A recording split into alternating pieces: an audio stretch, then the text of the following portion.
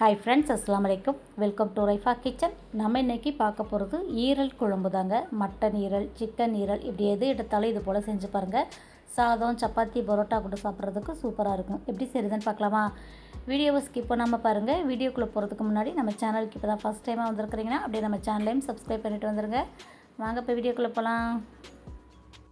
1/4 kilo அளவுக்கு நான் mutton ஈரல் எடுத்திருக்கேன். அதை மேலே இருக்கிற சவ்வெல்லாம் எடுத்துகிட்டு நல்லா மஞ்சத்தூள், எலுமிச்சை சாரெலாம் சேர்த்து கழுவிட்டு சின்ன சின்ன பீஸாக கட் பண்ணி வச்சுருக்கேன். இப்போ நம்ம குழம்பு செய்ய ஆரம்பிச்சிடலாம்.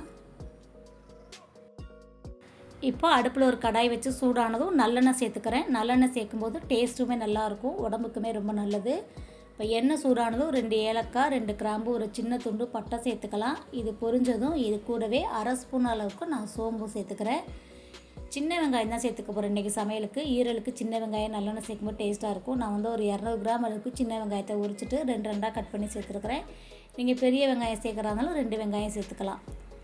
இப்போது வெங்காயம் நல்லா வதங்கிடுச்சு. இது கூட 2 டீஸ்பூன் அளவுக்கு நம்ம இஞ்சி பூண்டு பேஸ்ட்டு சேர்த்துக்கலாம். இஞ்சி பூண்டு பேஸ்ட்டு சேர்த்துட்டு நல்லா ஒட்டாத அளவுக்கு நல்லா கிளறி விட்டுக்கிட்டே இருங்க.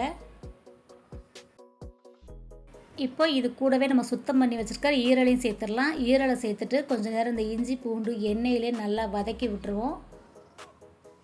நல்லா தண்ணியை வடிச்சிட்டு சேர்த்துக்கோங்க. சேர்த்துட்டு நல்லா கிளறி விட்டுக்கிட்டே இருங்க.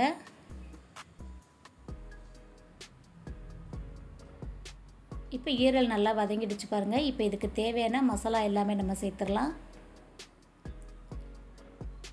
தனி மிளகாய் தூள் வந்து நான் ஒரு 1.5 டீஸ்பூன் அளவுக்கு சேர்த்துக்கிறேன். மஞ்சள் தூள் ஒரு 1/2 ஸ்பூன் அளவுக்கு சேர்த்துக்கோங்க. மல்லித்தூள் ஒரு 1 ஸ்பூன் அளவுக்கு சேர்த்துக்கோங்க. கரம் மசாலா தூள் வந்து ஒரு 1/2 ஸ்பூன் அளவுக்கு நம்ம சேர்த்துக்கிறலாம். இது கூடவே தேவையான அளவுக்கு உப்பு சேர்த்துருங்க. உப்பு சேர்த்துட்டு எண்ணெயிலே கொஞ்சம் நேரம் மசாலாவை நல்லா பிரட்டி விட்டுறலாம். இப்போ இது கூட கொஞ்சமாக தண்ணி சேர்த்து நம்ம ஈரலை வேக விட்டுறலாம். தண்ணி வந்து ரொம்ப வைக்க தேவையில்லை. நம்ம வந்து திக்கான கிரேவி தான் செய்ய போகிறோம். ஈரல் வேகிற அளவுக்கு மட்டும் தண்ணி வச்சுட்டு நல்லா மூடி போட்டு கொதிக்க விட்ருங்க. இப்போ இது கூடவே ஒரு பெரிய சைஸ் தக்காளி கட் பண்ணி வச்சுருக்கேன், அதையும் சேர்த்துடலாம். தக்காளி முதவே சேர்க்க வேணாம், இந்த நேரத்தில் சேருங்க. அப்போ தான் ஈரல் கூட வெந்து வரும்போது நல்ல ஒரு புளிப்பு டேஸ்ட்டாக சாப்பிட்றதுக்கு நல்லாயிருக்கும். இப்போ மிக்ஸ் பண்ணி விட்டுட்டு நம்ம மூடி போட்டு வச்சிடலாம். இப்போ நடுவில் ஒரு டைம் வந்து ஈரல் எடுத்து பார்க்கலாம். நல்லா பிரட்டி விட்டுக்கோங்க. உப்பு காரம் எல்லாம் கரெக்டாக இருக்கான்னு செக் பண்ணிக்கோங்க. எனக்கு வந்து எல்லாமே கரெக்டாக இருக்குது. ஈரலுமே வெந்துருச்சு. நீங்கள் தேங்காய் சேர்க்க விருப்பப்பட்டிங்கன்னா ஒரு சில்லு தேங்காயும் அது கூட ஒரு பாதாம், ஒரு முந்திரி வச்சு அரைச்சி சேர்க்குறதா சேர்க்கலாம். எனக்கு எதுவுமே வேணாம், இந்த கிரேவி எனக்கு கரெக்டாக இருக்கும். இப்போ வந்து நமக்கு எல்லாமே ஈரலும் நல்லா வெந்துருச்சு. இப்போ அடுப்பு சிம்மில் வச்சுக்கோங்க. அடுப்பு சிம்மில் வச்சுட்டு ஒரு 3 பச்சை மிளகாவை கீறிட்டு இது கூட சேர்த்துடலாம். 1.5 டீஸ்பூன் அளவுக்கு மிளகு ஜீரகத்தூளும் இது கூட நான் சேர்த்துக்க போகிறேன். சேர்த்துட்டு நல்லா பிரட்டி விட்டுட்டு மூடி போட்டு வைங்க. நல்லா எண்ணெய் தெளிஞ்சு வரணும். சிம்மிலேயே வச்சுட்டு நல்லா எண்ணெய் பிரிஞ்சு வர்ற அளவுக்கு இதை நம்ம வேக விட்டுறலாம். இந்த பச்சை மிளகா காரமும் மிளகு காரமும் இறங்குற அளவுக்கு நம்ம சிம்மிலே வச்சு விட்டுறலாம்.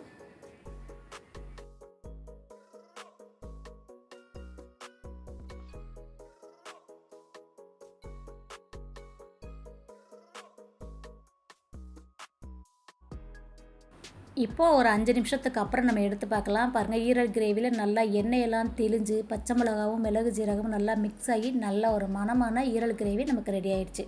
அவ்வளோதாங்க. நல்ல சாதம், சப்பாத்தி, இட்லி, பரோட்டா கூடலாம் வச்சு சாப்பிட்ற மாதிரி சூப்பரான ஈரல் கிரேவி நம்ம எப்படி செய்கிறதுன்னு பார்த்துட்டோம். கண்டிப்பாக இன்றைக்கி சண்டே நீங்கள் ஈரல் எடுத்திங்கன்னா இது போலவே செஞ்சு பாருங்கள். செஞ்சு பார்த்துட்டு எப்படி இருக்குன்னு சொல்லுங்கள். வீடியோ பிடிச்சிருந்துச்சுன்னா லைக் பண்ணிவிட்டு நிறையா ஷேர் பண்ணிவிடுங்க. அப்படியே நம்ம சேனல் இது வரைக்கும் சப்ஸ்கிரைப் பண்ணாமல் பார்த்துக்கிட்டு இருந்தீங்கன்னா ப்ளீஸ் சப்ஸ்கிரைப் பண்ணி சப்போர்ட் பண்ணுங்கள். இன்ஷா அல்லாஹ் இன்னொரு வீடியோவில் பார்க்கலாம். பாய் ஃப்ரெண்ட்ஸ், அஸ்ஸலாமு அலைக்கும்.